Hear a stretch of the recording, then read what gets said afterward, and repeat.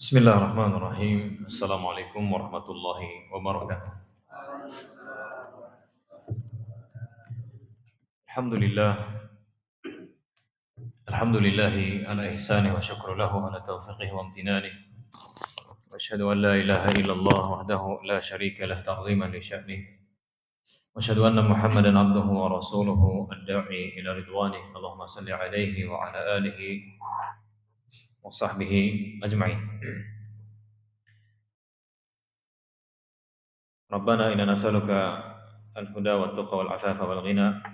Allahumma ja'alna hudatan muhtadin ghairal dhalin wala mudillin. Allahumma amin. Baik, ma'asyiral ikhwah fillah rahimani wa rahimakumullah. Alhamdulillah kita bersyukur kepada Allah Azza wa Jalla, kembali Allah kumpulkan kita di majelis ilmu. Kita berharap kepada Allah Subhanahu wa taala semoga Allah betul-betul memberikan semua apa yang Allah sediakan untuk para penuntut ilmu. Amin ya rabbal alamin. Diangkat derajatnya, ditinggikan derajatnya, diampuni dosa-dosanya, dibangga-banggakan di hadapan para malaikatnya. Semoga itu semua kita dapatkan. Amin ya rabbal alamin. Baik, ayolah hibah, ikhwani wa akhwat, ikhwani rahimani wa rahimakumullah. Kita langsung saja membahas kembali pembahasan fikih. Dan di pertemuan yang lalu kita sudah masuk ke bab pembatal-pembatal wudu. Kita ulang kembali atau kita murojaah sedikit ya. Di pertemuan yang lalu kita sudah sampaikan bahwa pembatal wudu itu tauqifiyah. Pembatal wudu tauqifiyah. Maksudnya apa tauqifiyah? Harus ada dalilnya. Pembatal wudu itu harus ada dalilnya. Kalau ada orang menetapkan sesuatu sebagai pembatal wudu, maka dia harus datangkan dalil dari Al-Quran atau dari hadis. Dalilnya sahih dan penerapannya juga benar. Dalilnya benar alias sahih dan penerapannya juga sahih. Kalau seandainya ada orang mengatakan ini pembatal wudu tapi tidak ada dalilnya, maka enggak ahlan ya. Maka enggak kita terima. Ya, contohnya ya, contoh ada orang mengatakan bahwa menyentuh bokong itu membatalkan wudu. Dia datangkan dalil. Kita semua tahu bahwa pembatal wudu itu tauqifiyah, harus ada dalilnya. Kenapa? Karena sholat ini, wudu ini adalah ibadah. Dan segala sesuatu yang berkaitan dengan wudu berarti wudu ini ibadah, dan ibadah itu dasarnya adalah dalil. Sehingga segala sesuatu yang berkaitan dengan wudu harus ada dalilnya juga. Enggak ada dalil yang menunjukkan bahwa megang bokong gitu ya, megang pantat gitu, batal wudunya enggak ada. Sehingga tidak tepat. Dan kita sudah sampaikan bahwa hukum asal suatu ibadah yang sudah sahih berdasarkan dalil maka tidak boleh dihukumi batal kecuali dengan dalil. Baik, di pertemuan yang lalu sudah kita bahas di antara yang membatalkan wudu adalah al-khariju minas sabilain, yang keluar dari depan dan belakang. Yang keluar dari depan dan belakang. Dari depan, dari kemaluan, apapun itu. Dan dari belakang juga, apapun itu. Mau angin kah? Duit kah? Keluar. Barangkali ada duit keluar ya. Maka itu batal. Membatalkan wudu. Ini sudah kita bahas di pertemuan yang lalu. Ya, silahkan dilihat saja di rekaman. Kemudian kita sudah bahas juga hilangnya akal. Itu membatalkan wudu. Hilangnya akal dengan mabuk, pingsan, atau tidur ya. Sudah kita bahas di pertemuan yang lalu, ini membatalkan wudu. Baik, berikutnya hadirin yang dimuliakan oleh Allah, karena waktu kita singkat. Pembatal wudu berikutnya adalah massu farjil adami bila hail. Menyentuh kemaluan Adam. Maksudnya menyentuh kemaluan manusia bila hail, tanpa ada pembatas. Tanpa ada pembatas. Dan saya rasa ini yang selama ini diajarkan kepada kita bahkan dari kecil. Dan ini pendapat yang dipegang di masyarakat kita, bahwa menyentuh kemaluan adami, kemaluan apa? Adam, maksudnya anak keturunan Adam itu membatalkan wudu. Berdasarkan hadis Nabi Shallallahu Alaihi Wasallam yang sahih dari Imam Abu Daud dan juga dari Imam Nasai dan juga diriwayatkan oleh Imam Tirmidzi, Nabi yang mulia Rasulullah SAW bersabda, "Man massa dzakarahu fal yatawadda." Barang siapa yang menyentuh kemaluannya, maka fal yatawadda, hendaklah dia berwudu. Ini yang menjadi pegangan ya para ulama yang menyatakan bahwa menyentuh kemaluan itu membatalkan wudu. Tapi tadi disampaikan di kitab ini, kitab Al-Fiqhul Muyassar, fi kitab Sunnah, yang disentuh kemaluan yang disentuh yang membatalkan wudu adalah kemaluan adami. Jadi kalau ada kambing contohnya, itu apa? Keluarlah kemaluannya terus kecekel, pegang gitu ya, tadi sentuh, batal tidak wudu seseorang? Tidak ya, tidak. Cuman sebenarnya ada khilaf di sini. Ada perbedaan pendapat di kalangan para ulama dalam masalah ini, tapi saya tidak panjang lebar. Di kalangan ulama yang menyatakan bahwa menyentuh kemaluan itu batal pun berselisih. Kemaluan siapa yang batalkan wudu? Ada sebagian ulama mengatakan, ya pokoknya kemaluan. Kemaluan siapa aja? Mau kemaluan dia, kemaluan kawannya, barangkali kepegang gitu ya. Enggak, atau anak lah contohnya lagi nyebokin anaknya. Apa? Ibu nyebokin anaknya. Batal tidak? Ada silang pendapat di kalangan para ulama. Yang mengatakan ya batal, nyentuh kemaluan siapapun batal. Anaknya ya pas dicebokin, kepegang tanpa ada pembatas, nggak pakai sarung tangan gitu enggak. Ya kesentuh. Itu batal. Ada ulama yang lain mengatakan yang membatalkan wudu itu kalau nyentuh kemaluan dia sendiri. Karena Nabi SAW mengatakan tadi hadisnya, man massa dzakarahu falyatawadda. Barang siapa yang menyentuh kemaluannya, malah dia, maka hendaklah dia berwudu. Terus gimana? Ya beginilah fikih ini. Ya beginilah apa? Fikih ya. Barang siapa yang menyentuh kemaluan, hendaklah dia berwudu. Baik, apa saya sebutkan juga perbedaan pendapat dengan para ulama supaya nggak bingung kalau ada atau nggak kaget. Kalau ada ulama lain mengatakan pendapat yang tidak sama gitu ya. Oke lah, sebagai wawasan saja ya, nggak masalah, karena saya suka. Supaya apa? Supaya kita itu terserahkan. Terjadinya apa permusuhan biasanya ya, karena kita ketika belajar itu hanya tahu satu pendapat saja. Satu pendapat, sehingga ketika mendengar pendapat lain, kok kayak gitu? Kelompok apa? Langsung apa? Klaim kelompok lain. Bukan golongan saya. Ini yang tepat. Ada sebagian ulama bahkan mengatakan tidak batal. Menyentuh kemaluan tidak batal. Ini mendapat Imam Ahmad rahimahullah. Ahnaf ya. Ahnaf. Hanafi. Tidak batal. Dalilnya apa? Ada hadis sahih juga. Ada hadis yang sahih juga. Di mana Nabi SAW pernah ditanya oleh salah seorang sahabat, ya Rasulullah, saya sedang sholat, kemudian saya menyentuh kemaluan. A'alaih wudu? Apakah saya harus berwudu? Apakah saya harus berwudu? Artinya batal wudu saya. Apa kata Rasulullah SAW? La. Innama hiya bid'atun minka. Enggak. Kenapa? Karena itu, kemaluanmu itu, daging yang muncul, atau daging bagian darimu. Bid'atun minka, jadi seperti hidung nongol. Kita sentuh enggak batal wudu kita. Dari tangan ya nongol gitu. Batal. Sehingga inilah yang menjadi dasar sebagian ulama yang menyatakan tidak batal. Dan juga sanggahan ulama lain terhadap hadis ini. Tadi kan hadisnya barang siapa yang menyentuh kemaluan hendaklah dia berwudu.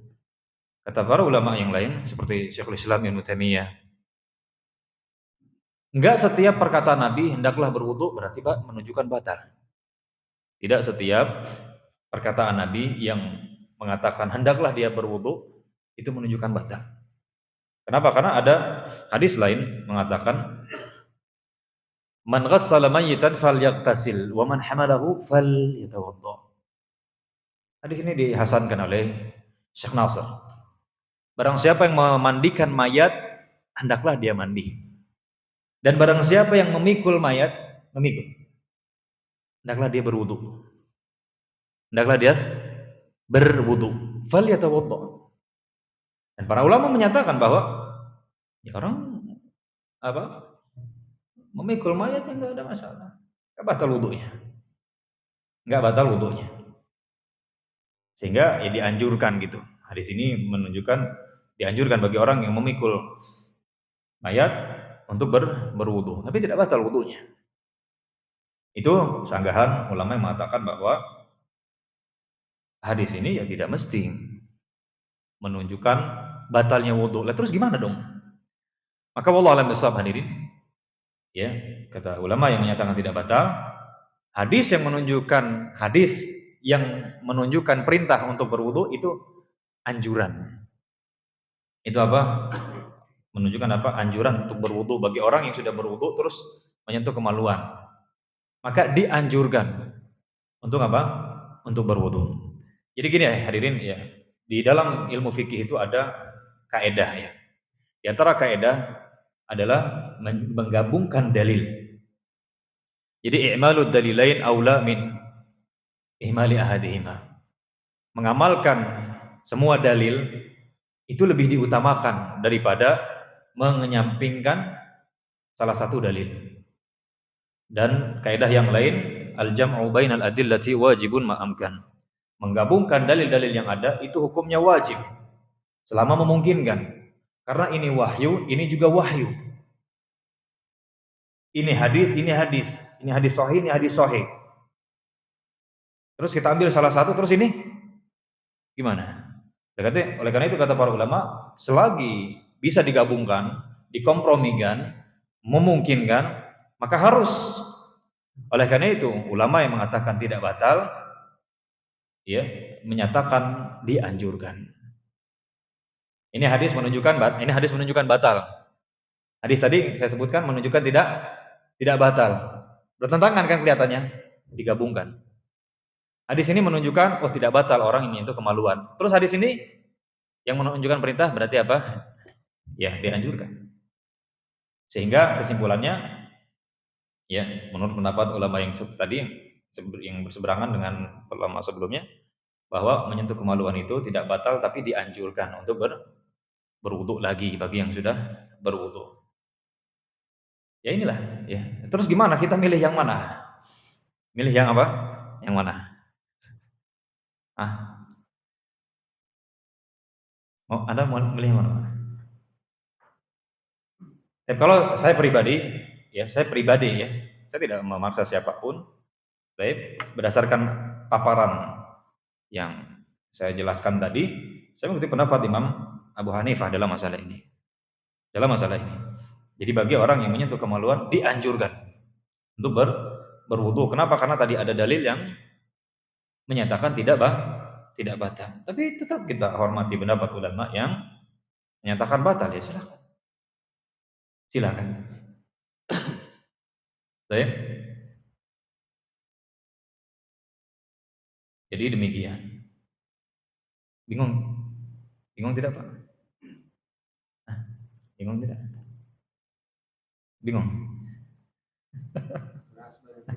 Banyak pilihan. Ya. Sebenarnya ya masalah ini ya kadang sebagian asatidzah ya tidak menganjurkan bahas ini kecuali benar-benar bagi mereka yang belajar kitab, penuntut ilmu yang benar-benar ingin menjadi dai gitu ya.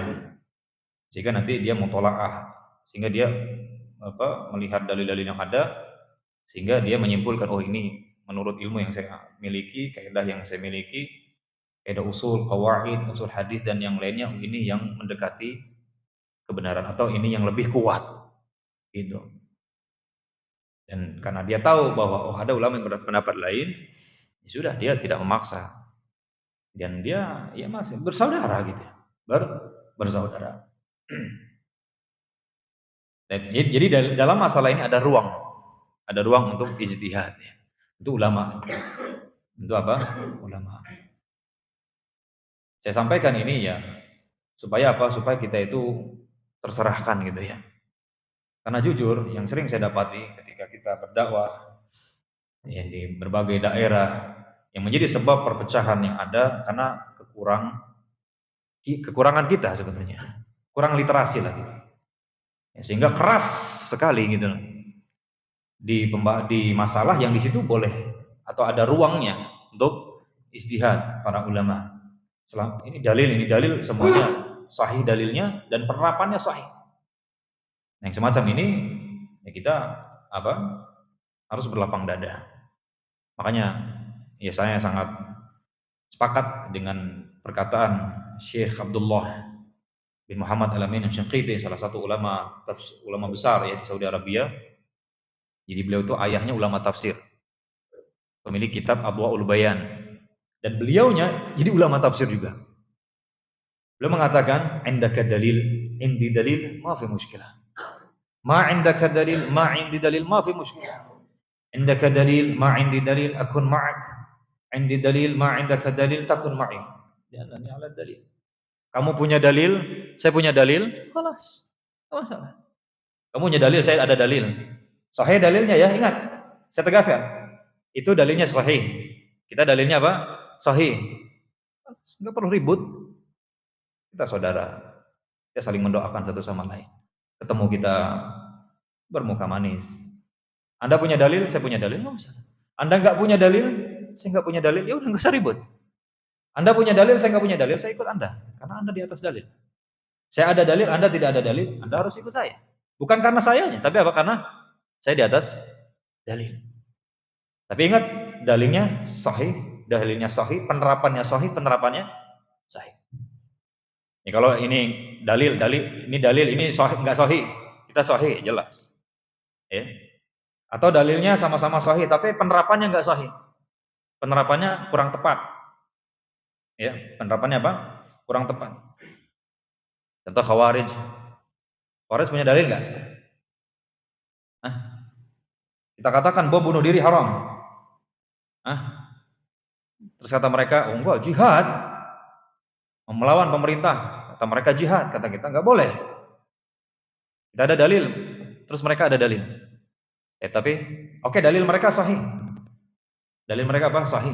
Waman lam yakum bima anzalallah ulaika humul kafirun. Jadi siapa yang tidak berhukum dengan hukum Allah maka mereka kafir. Dalilnya sahih tapi penerapannya sahih tidak? Enggak sahih. Wallahi lazim enggak sahih. Merusak. Ya, merusak. Dan itu pembahasannya panjang. Bisa dipahami Pak ya? Makanya kata para ulama, barang siapa yang mengetahui khilaf, tapi tadi khilaf yang mu'tabar, maka dia akan lapang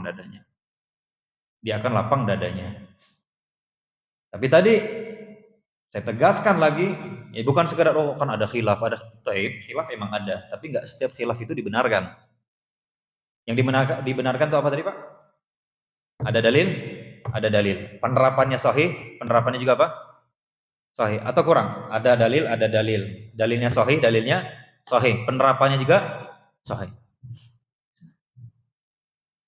Tadi ulama ini mengatakan batal wudunya. Dalilnya man massa dzakarahu fal yatawadda. Barang siapa yang menyentuh kemaluan hendaklah dia berwudu. Dalilnya sahih. Yang satu mengatakan enggak batal. Karena hadisnya tadi ada sahabat dia lagi sholat nyentuh kemaluan, enggak tahu gatal barangkali. Kata Nabi enggak batal, ya udah. Itu bagian daging bagian darimu. Sahih dalilnya. Ini sahih. Baik. Terus gimana? Ribut? Enggak. Datang yang tengah-tengah. Tadi apa? Semua saya ya udah. Ini menunjukkan tidak batal, ini menunjukkan dianjurkan. Baik, karena perintah kan asalnya wajib. Selama tidak ada dalil yang memalingkan ke hukum sunnah. Ternyata ada dalil yang memalingkan ke hukum sunnah. Wah, ajib wallahi azim. Ya. Sama saya juga dulu ketika belajar sekedar satu pendapat kan matan gitu ya. Matan. Baik. Kalau matan itu kan nggak ada dalil, Pak. Matan udah perkataan imam mazhab langsung. Pokoknya begini, ini begini, begini, begini, begini. Begitu ngedengar ustadz lain menjelaskan, loh kok beda? Kok nggak sama? Bagi orang yang tidak hikmah, belum belajar fikih khilaf, fikih perbedaan pendapat, langsung Pak memusuhi yang berseberangan. Makanya ya saran saya bagi kita, kalau seandainya melihat ada saudaranya kok beda, tanya Pak. Tanya, jangan menjas. Tanya, antum kok kayak gitu? Ada nggak dalilnya? Ada nggak maksudnya dasarnya dari Al-Quran atau hadis dan penerapannya gitu dari Nabi dan para sahabat? Ada nggak? Kalau ada saya mau amalkan. Ya, karena saya mau nyari kebenaran gitu. Karena saya nggak tahu nih gitu. Yang ada gimana sekarang? Yang ada gimana? Nah, kayak masalah duduk. Kita sholat 2 rakaat. Di tahiyat akhir, ada yang didudukin kaki kirinya. Ada yang, langsung, kelompok-kelompok ini, kelompok-kelompok gitu. Ini yang memecah belah tuh yang seperti ini, Pak. Ya, padahal kita belajar, masalah ternyata. Ayo. Baik, jadi tinggalkan ya kebiasaan langsung menjas ya ketika melihat ada kok nggak sama dengan apa yang saya amalkan. Ya, sekarang coba introspeksi diri, sejauh mana kita belajar agama? Sudahkah kita rutin belajar agama dan mendalam? Kadang-kadang ya kita cuma modal dulu, modal ngaji sore hari sambil digebugin ustaz disabetin Pak Kiai, itu yang diajari itu pun lupa-lupa. Ya, modal itu aja, kemudian ketika melihat ada orang lain yang berbeda, padahal orang lain itu ada dalilnya, langsung dihujat, ini begini begini. Ini Pak. Makanya biasanya yang keras itu kalau ngomong itu yang malah kurang gitu ya. Ilmiah. Baik, ilmiah. Makanya saya sering sekali sampaikan benar. Kalau melihat kalau memang itu kurang tepat ya sampaikan. Jelaskan kekurang tepatannya di mana, nggak tepatnya gimana. Ini dalilnya yang menunjukkan tidak tepat. Harusnya gimana? Harusnya begini. Ini dalilnya. Kenapa dalil-dalil terus ya? Karena kita bahas agama. Ya, kalau bahas mesin, jangan pakai tanya dalil ya. Kuncinya kunci berapa dan saya tanya ke ahlinya. Baik. Ya Pak ya, Pak tinggalkan kebiasaan langsung benci kepada saudaranya yang berbeda. Tanya, kenapa kok kayak gitu? Saya pengen tahu. Nanyanya juga nanya pengen tahu. Dan kalau memang itu ada dasarnya pengen diamalkan. Bukan apa? Mau ngajak ribut, ngajak debat kusir, nggak jelas. Cuman pengen menang-menangan, bukan pengen kebenaran. Yang kayak gini Pak, yang rusak hubungan itu. Ya. Baik, jadi jangan fanatik buta. Nah di sini nih, jangan fanatik buta tuh ya ketika ada dalil bersama orang lain, padahal sahih itu dalilnya, jelas, kita tetap di pendapat yang yang kita sendiri nggak tahu nih bener nggak nih, dalilnya jelas nggak. Jangan seperti itu. Kita fanatik hanya kepada Al-Quran dan hadis. Fanatik kepada Allah dan Rasulnya harus. Yang terlarang itu jangan fanatik itu ya kepada seseorang selain Rasulullah Shallallahu Alaihi Wasallam itu Pak. Jadi jangan salah kaprah karena sebagian orang lihat orang sholat 5 waktu fanatik bener sih jadi orang sholat fanatik konotasinya tuh jelek gitu. Nah, terus saya gimana jadi sholat kadang-kadang gitu. Ya. Orang pengen jadi orang soleh, pengen benar, mulai mengamalkan ilmu yang diamalin, fanatik benerannya. Fanatik. Pak, yang dilarang itu, yang tercela itu fanatik ke seseorang selain Rasulullah. Padahal kita nggak tahu dalilnya apa. Ternyata ada dalil yang lebih sahih dari yang lainnya. Itu Pak. Hati-hati. Ya, terlebih di zaman sekarang banyak orang yang nggak jelas. Ya, nggak jelas. Ketika berbicara agama kosong dari dalil, yang ada cuma cerita-cerita ya palsu, khurafat. Dasar agama kita bukan itu. Al-Quran dan hadis Nabi Shallallahu Alaihi Wasallam. Ya. Dan dengan pemahaman Nabi serta para sahabat. Jadi kita cocokkan tuh. Dalil Al-Qurannya ada, hadisnya ada. Nah, pengamalannya itu dicocokkan dengan pengamalan Nabi dan para sahabat. Ini dalam masalah agama. Baik, intinya terkait dengan kita balik lagi terkait dengan menyentuh kemaluan Adam. Mayoritas di Indonesia mengikuti pendapat yang mengatakan apa? Batal. Ya silahkan Anda ikuti ini. Kalau memang sebelumnya mengikuti pendapat ini silakan. Ya. Sehingga kalau Anda mandi contohnya, Anda sudah mandi junub contohnya. Mandi junub, kemudian kesentuh. Udah Anda wudhu lagi ini. Wudhu lagi. Nah, kalau saya pribadi tadi saya ngomong pribadi saya. Tadi ada hadis yang mengatakan itu bagian dari sekedar dianjurkan, disunahkan. Disunahkan menurut ulama usul atau menurut ulama fuqaha. Jadi kalau seandainya tidak wudhu lagi, dosa tidak? Tidak. Gitu. Baik, berikutnya hadirin yang dimuliakan oleh Allah. Yang membatalkan wudhu adalah istilahnya ya, aklu lahmil ibil. Memakan daging anta. Makan daging apa? Anta. Ya, daging unta. Baik. Dan yang ya semua ya daging unta, jeroannya, susunya juga ya. Cuma dagingnya ini umumnya gitu ya. Karena ada hadis dari Jabir bin Samurah, anna rajulan sa'ala Nabi sallallahu alaihi wasallam, ada seorang bertanya kepada Nabi, ana tawadda'u min luhumil ghanam ya Rasulullah, apakah kami harus berwudu karena makan daging kambing? Dia udah wudu nih, terus makan daging kambing. Buat wudu enggak? Kang wudu lagi enggak? Batal enggak nih? Apa kata Nabi? In syi'ta tawadda wa in syi'ta la tatawadda. Kalau kamu mau wudu silakan. Kalau kamu mau enggak wudu juga silakan. Dikasih pilihan. Menunjukkan tidak batal. Karena kalau seandainya batal enggak ada pilihan.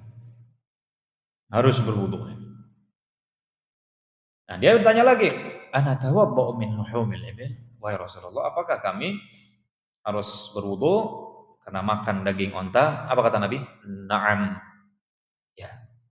Tawadda min luhumil ibil. Berwudu ya. Dari karena sebab makan daging onta. Oke, jadi memakan daging onta. Sebagian orang bertanya-tanya, emang kenapa? Masalahnya apa? Kok makan daging onta dinyatakan sebagai pembatal wudu? Masalahnya apa? Pak, tolong diingat ya. Tolong digarisbawahi. Tolong benar-benar. Hendaknya kita biasakan sami'na wa ata'na. Enggak usah banyak nanya. Kalau Allah dan Rasulnya udah begini, oke, saya ikut. Kalau kita tahu hikmahnya, alhamdulillah. Kalau tahu hikmahnya, ya, contoh khamr haram, kenapa? Karena ngabisin duit gitu. Enggak, karena buat mabuk. Ada hikmah, ketahuan. Nah, kalau ini apa? Hikmahnya apa? Wallahu a'lam bishawab. Ini ujian iman. Yang enggak bedanya kita habis wudu terus buang angin. Disuruh apa? Wudu lagi, lah. Yang jadi tempat keluar mana, yang disuruh dibasuh mana, yang lain. Ya udah. Kata Nabi, kalau ada orang buang angin batal wudunya, wudu lagi, ya udah kita wudu lagi. Kita nggak protes kan? Kan yang keluarnya kan dari situ. Kenapa nggak itu aja yang dibasuh gitu? Selesai. Kenapa malah ini lagi, kita ulang lagi contohnya. Ya udah nggak usah kenapa-kenapa. Itu kadang-kala begitu. Kita diuji sejauh mana kita itu benar-benar taat kepada Allah dan Rasulnya. Ya, makanya Islam ini agama dalil, Pak. Bukan akal-akalan, bukan sekedar akal. Kenapa? Karena tadi kadang-kala ada yang nggak masuk di akal kita, Pak, nggak masuk. Nanti kita akan bahas tentang mengusap khuf, Pak. Ada pembahasan mengusap apa? Khuf, kaos kaki atau sepatu. Itu ada tuh pembahasan itu. Ketika kita wudhu, kita pakai kaos kaki nih. Itu ada pembahasannya. Kita sebelum batal, kita pakai kaos kakinya itu dalam keadaan suci. Dan terus nanti pas batal, kemudian kita mau wudhu lagi, nggak perlu dilepas, cukup diusap pas bagian kaki. Nanti ada pembahasan salah data. Yang diusapnya bagian atas doang, bagian atas aja dah. Harusnya kalau mau akal-akalan, yang diusap itu kan bagian bawahnya harusnya, tapi malah bagian atasnya. Ya emang begitu, Pak. Kita diuji untuk taat. Nah, seperti di sini, makan daging onta batal. Kenapa? Gak usah nanya. Udah gitu aja. Udah, kita tenang aja sudah. Allah dan Rasulnya ini yang menetapkan, udah. Jadi biasakan seperti itu. Jangan biasakan kenapa. Nanti lama-lama kita bisa meninggalkan agama ini. Atau minimal meninggalkan hal-hal yang gak masuk di akal kita. Sekali lagi Pak, agama ini bukan main akal-akalan. Bukan akal semata dasarnya enggak. Tapi dalil. Supaya apa? Supaya jangan sampai kita nanti meninggalkan atau menolak syariat Allah karena nggak masuk di akal. Jangan. Baik, berikutnya yang membatalkan wudu adalah riddatu 'anil Islam. Murtad ya dari agama Islam ini. Sepakat para ulama kalau mengatakan may yakfur bil iman faqad habita 'amaluhu. Dalam surat Al-Maidah ayat yang kelima, barang siapa yang kufur, kufur atau murtad setelah dia beriman, maka faqad habita 'amaluhu. Batal amalannya. Seluruh amalnya batal, termasuk wudu. Baik. Saya bahas yang tidak ada di kitab ini. Terkait dengan menyentuh wanita, ini belum dibahas. Batal atau tidak? Pak, kita semua insya Allah pernah mendengar pendapat bahwa menyentuh wanita batal. Ini kita kenal di mazhab Syafi'i pertama. Ini batal. Oke. Jadi menyentuh wanita itu batal, membatalkan wudu. Apakah memang demikian? Ya, kita bahas ya. Ada khilaf dengan para ulama. Ada yang mengatakan batal seperti ini Imam Syafi'i. Ada ulama lain mengatakan tidak batal. Yang menyatakan batal berdalil dengan firman Allah Subhanahu wa taala, "Wala mastumun nisa." Di antara yang membatalkan taharah adalah lamastumun nisa. Di ayat itu memang kalau ditranslate ke bahasa kita itu artinya menyentuh. Lamas itu memang menyentuh wanita. Baik. Sehingga dari sinilah sebagian ulama seperti ulama Syafi'iyah, sebenarnya ulama Syafi'iyah pun berbeda sebenarnya.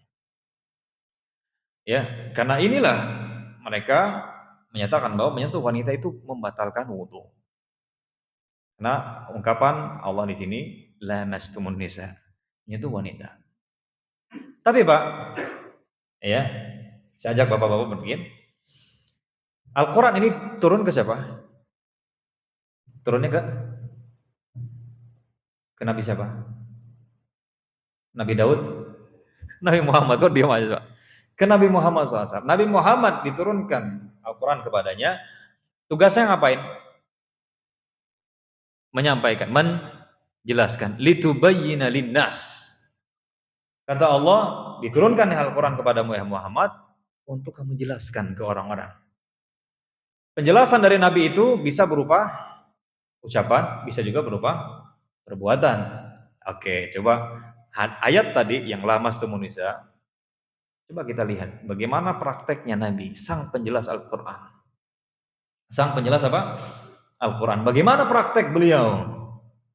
Baik, disebutkan dalam Sahih Bukhari. Nabi SAW dari Bunda Aisyah, hadis dari Bunda Aisyah. Nabi SAW kata Bunda Aisyah, qabbala ba'dha nisa'i, tsumma kharaja ila shalah wa lam yatawadda. Bunda Aisyah radhiyallahu taala mengatakan Rasulullah mencium salah satu istrinya. Dalam riwayat lain maksudnya Bunda Aisyah. Di riwayat lain itu Bunda Aisyah itu yang dicium. Mau salat mencium Bunda Aisyah radhiyallahu taala anha. Nabi kemudian berangkat ke salat ya, berangkat ke masjid mau salat walam yatawadda dan beliau tidak berwudu lagi. Tuh. Di Bukhari juga Mas, Bukhari Muslim sih katanya.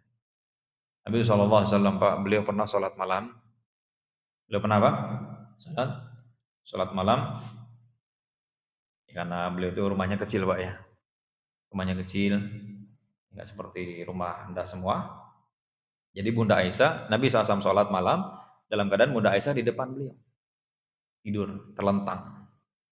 Tidur apa? Terlentang. Baik. Ketika Nabi SAW